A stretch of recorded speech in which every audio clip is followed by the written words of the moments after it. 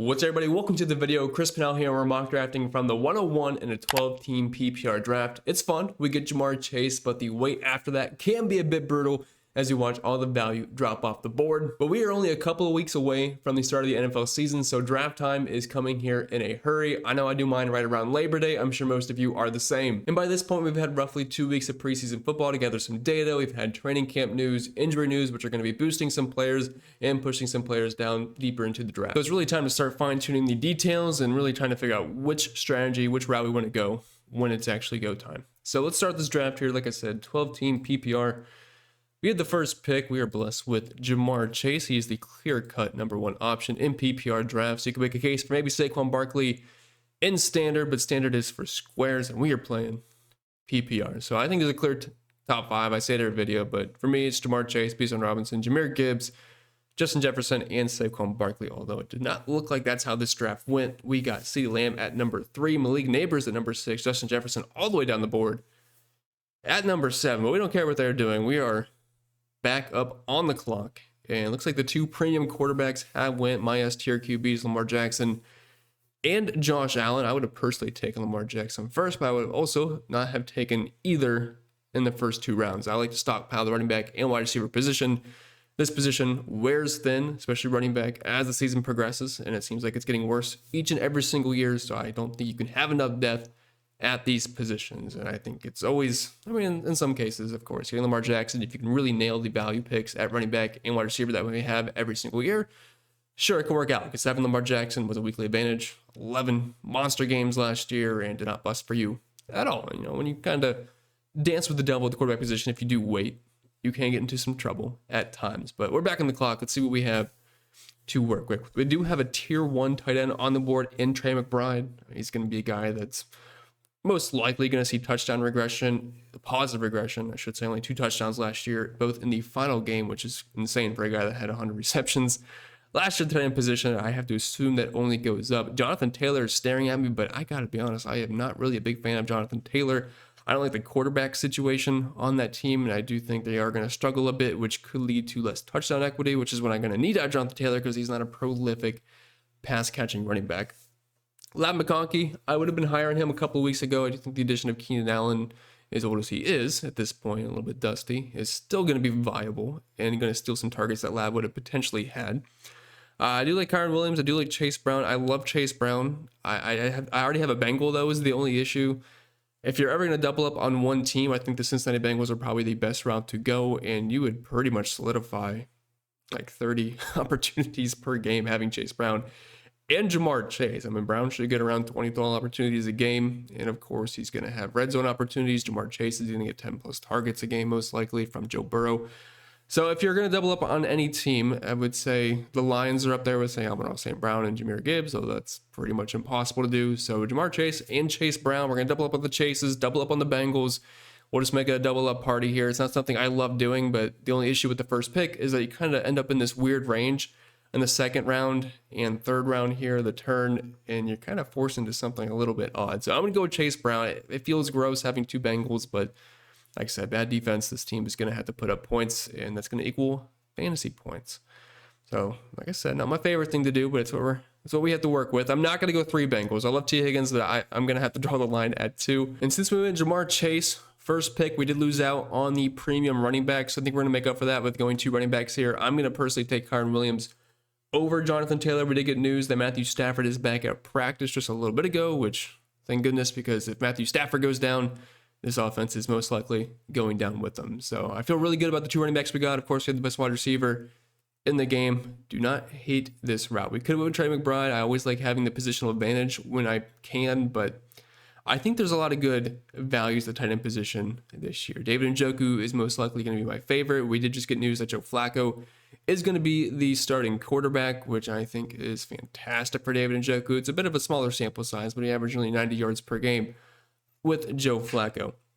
Now, unfortunately, we're not going to be able to do the Joe Burrow and Jamar Chase stack. He ended up going to Team 6, who does not have a running back yet. So it looks like they might be going with the 0 RB approach. Actually, 3 teams right in the middle. 3 wide receivers, 4 Team 7 with a quarterback, and 4 wide receivers with teammate. Very interesting approach there. I'm one that actually, the past couple of seasons, have waited at the running back position, and it has worked out well because I've been able to nail devalue running backs, but obviously that's not the route we're going. I usually stockpile the running back and wide receiver position, and I think we're going to continue doing that. I'm trying to see, hopefully Ted McMillan is still there. I do not see him. I know I could get him a little bit later, but unfortunately, where I'm at in the draft, he's not going to come back around in the 6th round. So I'm going to take him right now. He is one of my favorite picks of the draft this year. I don't see how it doesn't work out. He's a highly talented pick, was in the top 10 in the actual NFL draft. Player profiler has him pretty comparable to Drake London, which we know is an awesome talent. We saw Drake London go pretty early in the 2nd round. But the thing I like about him is the situation. We saw a big improvement from Bryce Young.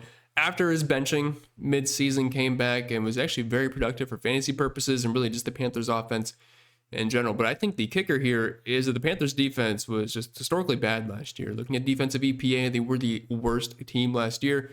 And while I'm sure they're going to be somewhat better, it's very hard to flip a defense over becoming absolute dog water to just being elite. So I'm assuming they're still going to be one of the very worst units defensively this season. And if you're wondering why that has anything to do with Tet, it means that they're going to be trailing in games. They're going to throw the ball.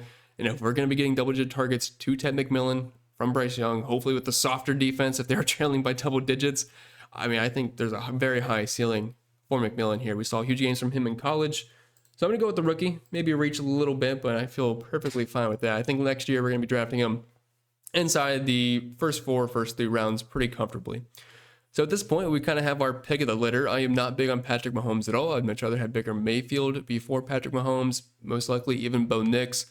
It's pretty close between those two, but definitely Baker Mayfield. But we have DJ Moore available to us, James Conner, Cortland Sutton, Devonta Smith, David Montgomery, Xavier Worthy. Lots of fun options. I wouldn't say there's any elite options left at this point. If we want to solidify our tight end position, we can, but I'm probably going to end up waiting. So for me, I would say James Conner is kind of my favorite. And if we go that James Conner route, we'll have 3 very solid running backs. And then, of course, we can get some more value guys for depth pieces at the end. But I'd feel pretty good about that. And James Conner is one of the more boring picks you can make every single year, but he does produce every single season. He's going to get you near 20-plus opportunities every single week with a little bit of involvement in the passing game, also red zone opportunities. So not a sexy pick, but we kind of made our sexy pick with Ted McMillan.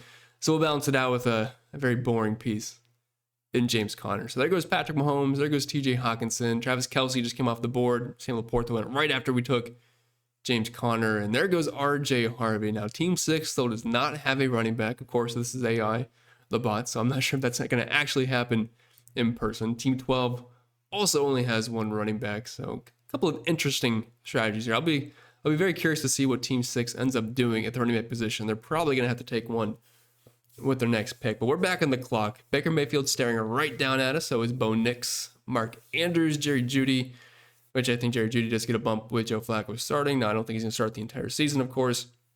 Wouldn't make sense. He'll probably bridge the gap until we see for Sanders at some point, but Judkins is there, Jordan Addison on suspension, Caleb Johnson, Rome Odunze. And speaking of him, we'll probably go the Odunze route. I'm a little bit higher on the Bears this season. I think Ben Johnson's definitely going to boost this offense up. Hopefully Caleb Williams can make some strides. And the Bears offense, it's just a preseason game, but at least they look great versus the Buffalo Bills yesterday. It was a 38-0 for the final score. Offense looked fantastic. So hopefully Ben Johnson can fix up Caleb Williams and just hopefully boost this roster up.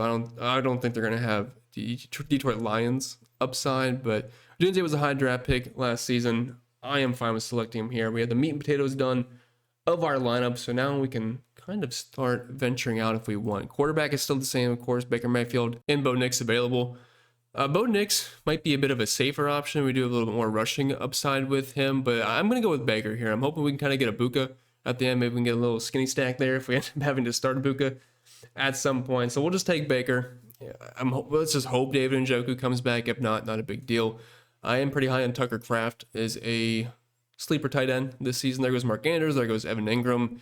I'm thinking we're kind of wearing thin. Eagles defense early. Don't ever take a defense or kicker until the very last 2 slots, or if at all, you can pick them up after the draft and just stockpile the running back and wide receiver position if possible. So let's scroll down here a bit.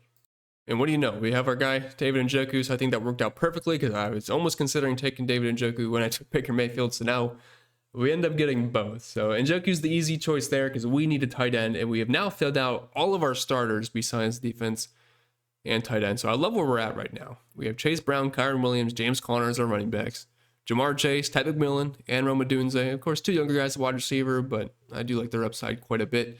And then Baker Mayfield and David Njoku. So now it's time to start building depth. So I'm not going to pick another tight end, and I'm not going to pick another quarterback at this point because I think that's kind of a waste to do. If I need a quarterback, I will pick up one if Baker gets hurt, or on the bye week, I will plan ahead and try to find a good matchup. So looking at flex pieces, which is what we need. Matthew Golden, I think, is a pretty high upside wide receiver this year. First round pick from the Green Bay Packers. And their wide receiver room pretty banged up right now. Christian Watson's a walking injury, could potentially start the season on the pup. Jaden Reed in a walking boot last I saw. Dontavian Wicks, bad at football. And just some question marks around there. So Matthew Golden, pretty high for me. Ricky Purcell, another guy I really like. I had him in my sleeper video, which I posted a couple of days ago. He's pretty high on my list, and he actually might be my choice there. I do like Ibuka. I'm not sure if... I feel like they're both not going to get to me. So as much as I want to take Ibuka here, I'm going to go with the smarter choice, in my opinion, with Ricky Pearsall. I think he's a bit of a safer choice here. And I love the upside. I mean, Brandon Ayuk, he's not going to be available. Juwan Jennings is still currently dealing with issues. And of course, Deebo Samuel is gone. And Pearsall was a very highly drafted pick from the San Francisco 49ers. So we'll see if Ibuka can make his way back to us, but I have my doubts. Matthew Golden went pretty soon afterwards. I do like him. There goes Scatterboo. A couple of quarterbacks, Justin Herbert, Brock Purdy. Yeah, there goes Ibuka there. So that was a bit of a pipe dream, unfortunately. And we just talked about Brandon Ayuk. He is not going to be on my draft board here. Not seeing a ton of guys that really pop right off the page to me. So I may just make two very boring picks here. Ramondre Stevenson is there. He's tempting, but I think I'm going to go with another older wash running back with Austin Eckler. Maybe a little bit more PPR upside here. So I don't love it, but I'll take Austin Eckler. I need that fourth running back. And I am going to take Keenan Allen with my next pick. And I know that's gross. It's vomit-inducing, but I mean, we'll just take the two old Chargers there from back in the day. One thing I should mention with the Austin Eckler pick is that they are shopping Brian Robinson if he happens to be out of town. Major bump for Austin Eckler in this backfield, and also the Ja'Cory something, Merritt, whatever it is. They both have quite a bit of a bump there. So we'll probably just end up taking him. Of course, ADP is not really caught up to that yet, but we'll just find the winner of this backfield, and I'm perfectly fine with doing that. And then I will probably just take one more flyer at the wide receiver position. I don't want to get a backup quarterback since I already have Baker Mayfield. Although Justin Fields going this low is almost somewhat enticing, but it doesn't really make too much sense for me to just have him waste on the bench when I do roster Baker. So Marvin Mims is actually one of my favorite sleeper wide receivers. He has weak winning upside. We know the speed, we know the bombs he can get from Bo Nix, and Bo Nix does have the cannon for it. So I'm fine with just taking him as a sleeper. Of course, he's not going to be a safe, consistent option. That's why he's going so deep into the draft. But we have the ceiling to work with Marvin Mims, and that is all I am really hunting at this point. I mean, I don't want guys that can get me 5 points. I want guys that can potentially win me a week if I'm really at a pinch just due to injuries or bye weeks. So we're doing the long wait here for the defense and kicker position.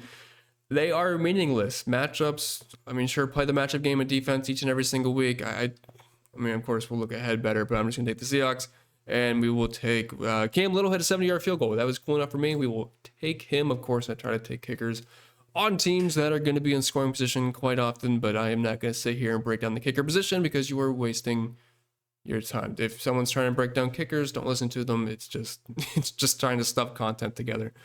So I like the team and that we put together from the 101. 101 is not my favorite draft slot, but it is fun because you get Jamar Chase. But we have Baker Mayfield backing us a quarterback. Pretty good running back room. Chase Brown, Kyren Williams, James Conner. I feel like it's about as safe as it gets. Wide receiver room, got a couple of guys we're taking some chances on, but overall I still feel good about it. With Jamar Chase anchoring us down, Ted McMillan, the rookie, and Rome Odunze in his second season. If we're looking at our bench, well, Cam Little and Seahawks defense at the kicker and defense position, it is what it is. Ricky Pearsall, Austin Eckler with hopefully Brian Robinson out of town, Keenan Allen, and Ja'Cory Krosky there, and Marvin Mims hiding at the very end, which you cannot see him. But I think it's a pretty solid draft overall, as you can see. Now, I said earlier I wanted to see what Team 6 was doing because I did not have a running back in the first several rounds. So they have Malik Neighbors, Brock Bowers, Marvin Harrison, Joe Burrow, Devonta Smith, and Jalen Waddle. Their first two running backs are Caleb Johnson and Jalen Warren. That sounds like an absolute nightmare. Ends up getting another backup quarterback before the next running back. I love Jaden Higgins this year. And then another defense before their next running back. So, I mean, I think this is probably clearly the worst team. Hopefully people in real life do not actually draft like that. Although, if you are in their draft, Hopefully they do, because it's going to lead to more value for you all. But whichever team you like the most, you can comment it down below. With that being said, that's all for today's video. So if you enjoyed, make sure you like down below. Subscribe to the channel for brand new. If any questions, comments, concerns, you know where to leave them. I would be more than happy to answer them. But I wish you the best, and I'll see y'all next time.